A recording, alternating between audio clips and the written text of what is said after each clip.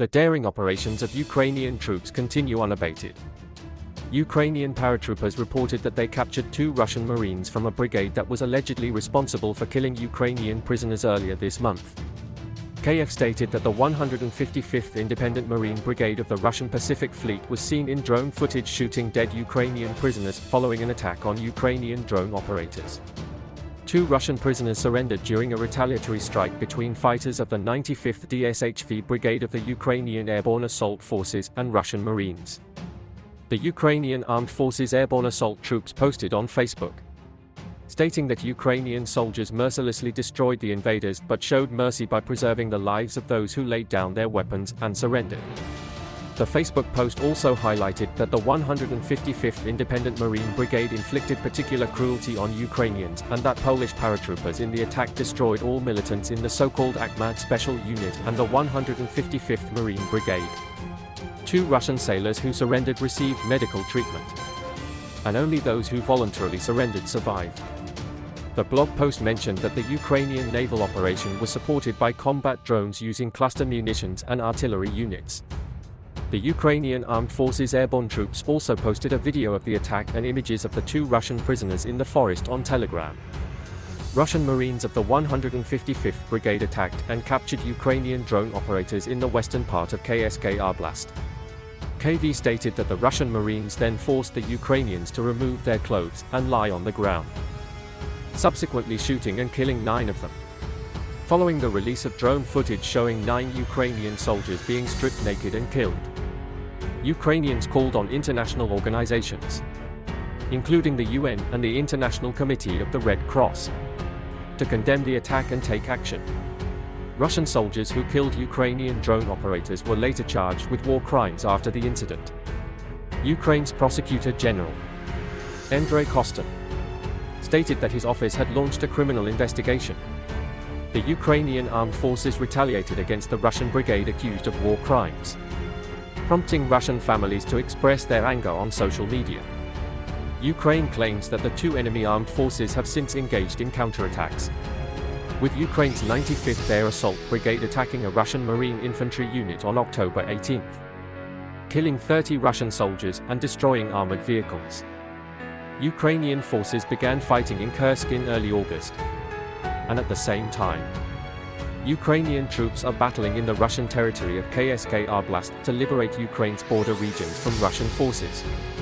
On October 16, Ukrainian President Volodymyr Zelensky announced that the victory plan he presented to various world leaders included the continuation of operations in KSK and the improvement of Ukraine's offensive capabilities.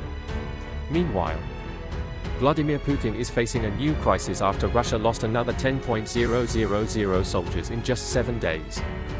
According to new statistics from Ukraine, the Ukrainian General Staff reported that the Kremlin's total loss of life since the invasion began in February 2022 has reached 6.972. KV announced that the number of fighters killed or wounded in the last 24 hours was 1.680, while a total of 10.490 fighters were killed or wounded in the last 7 days. The Kremlin generally denies Ukrainian casualty figures and does not publish regular updates on alleged Ukrainian casualties. Earlier this week, however, Ukraine claimed more than 2,000 casualties on the front lines in the northeast and east of the country in the last 24 hours. According to the Wall Street Journal, the total number of casualties in both countries since the start of the war in February 2022 is nearly 1 million. It is said that one of Russia's military tactics is to advance at all costs, using military personnel as expendable assets, a tactic known as the meat grinder. Admiral Sir Tony Rackham, Chief of Staff of the British Army, stated that it would probably take the Kremlin 5 years to restore the Russian army to the level it was at in February 2022. Ukraine's surprise incursion into Russia's KSK region in August may have strained Kremlin forces. Ukraine's top military general, Alexander Sursky, claims Russia has suffered 17.819 casualties, including killed, wounded, and captured since the conflict began. But Russian President Vladimir Putin claims that Ukrainian troops are now surrounded by his forces. As we can see, the Russian army which launched the invasion with great enthusiasm, is on the verge of extinction. Many Russian soldiers are psychologically depressed over the loss of their comrades, and Russian commanders are working superhumanly to maintain order in the army. The Russian army is on the verge of bankruptcy, but the Russian leader insists on continuing this senseless occupation. Ukrainian troops continue to defend their homeland to the best of their ability, despite all the difficulties. In the wake of all this, significant developments have taken place in the Russian-occupied city of Luhansk. Smoke and explosions were recorded after what Governor Artem Lar described as a possible attack on Russian ammunition depots. Since early morning, locals have been sharing images of exploding ammunition, Lar stated, posting videos recorded by bystanders on his Telegram channel. Russia has occupied the city of Luhansk, Ukraine's easternmost regional center, since the start of its aggression in 2014. The videos show thick smoke rising over Luhansk and an explosion.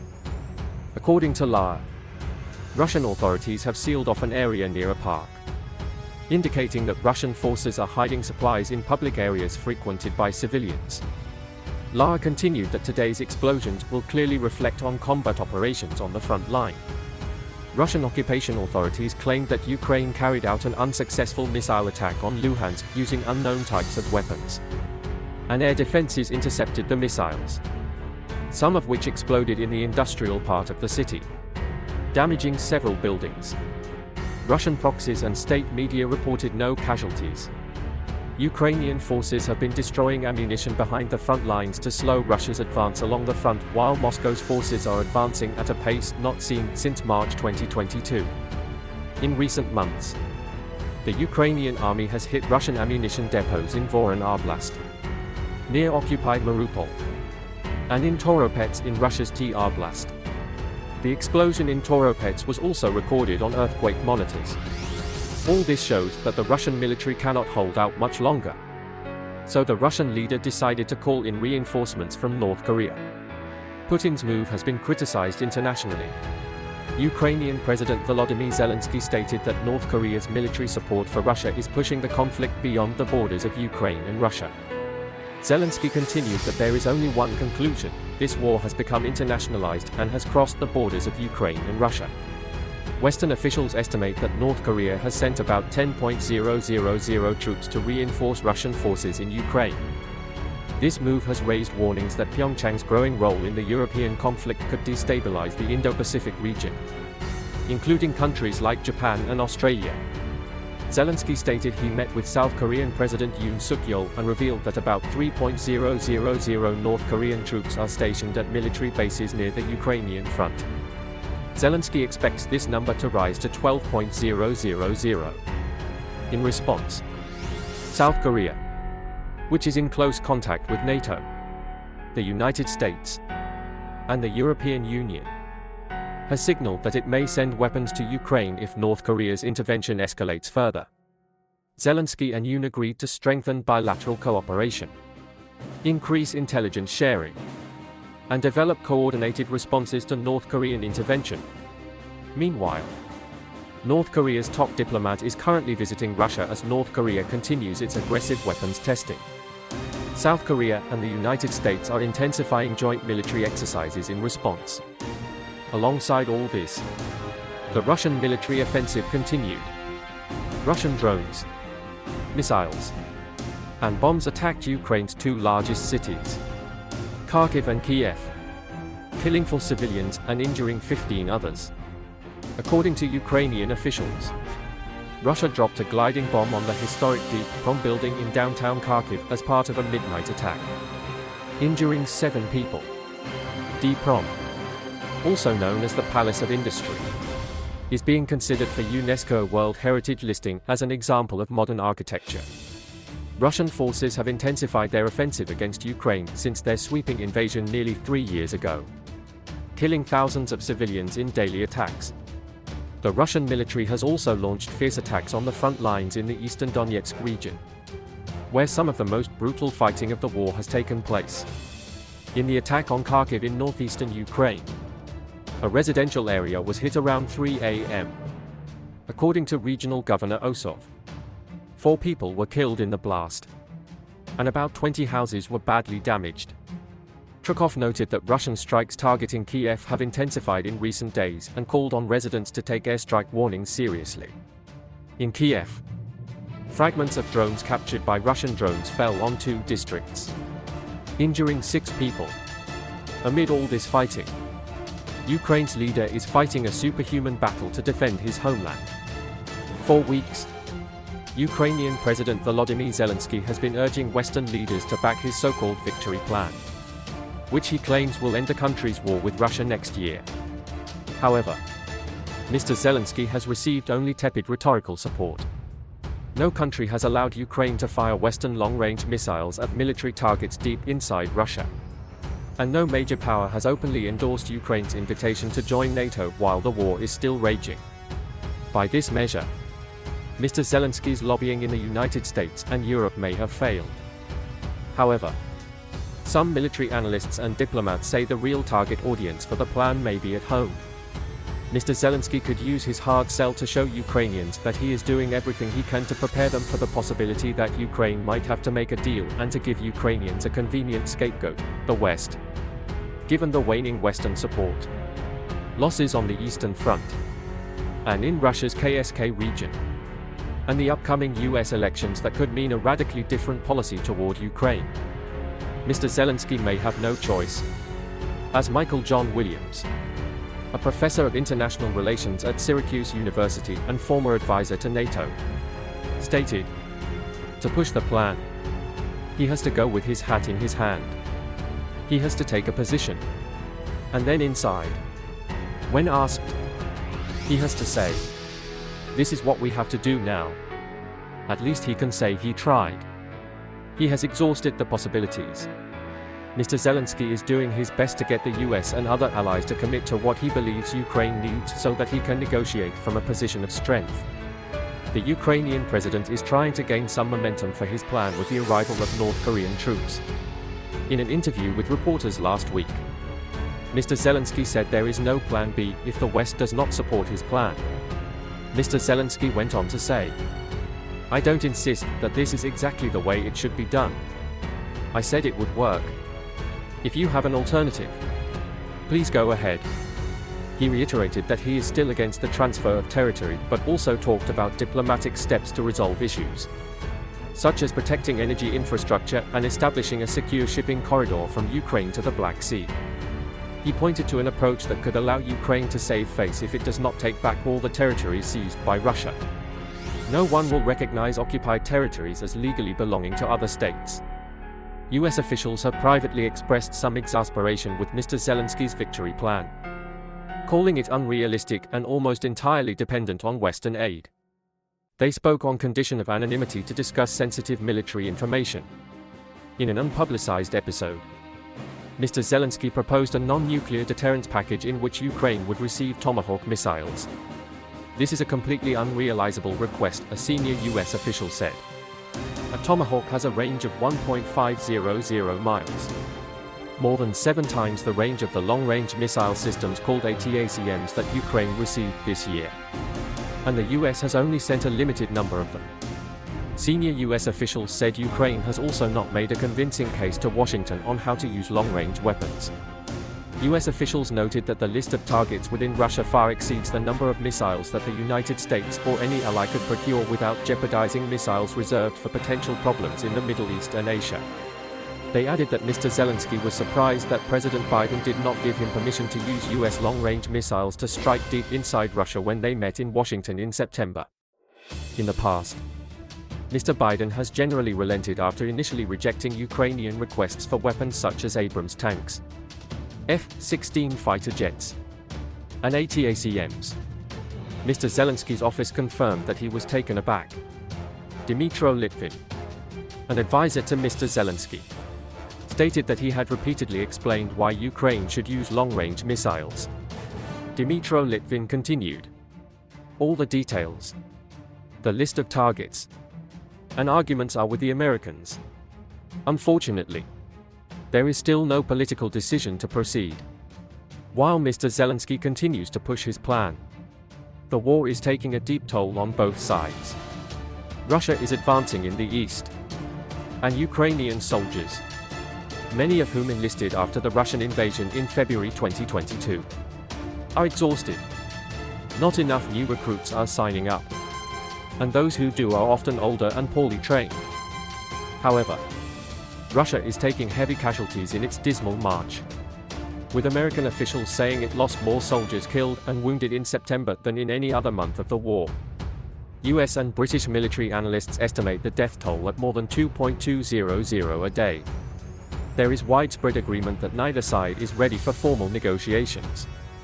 Russian President Vladimir Putin has repeatedly claimed readiness for talks, including last week when he said the ball was in their court, referring to Ukraine.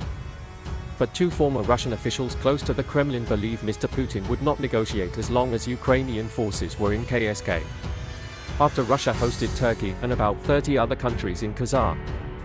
Mr. Putin told state television that Turkish President Recep Tayyip Erdogan had presented a new proposal aimed at opening talks with Ukraine on navigation in the Black Sea and some other issues.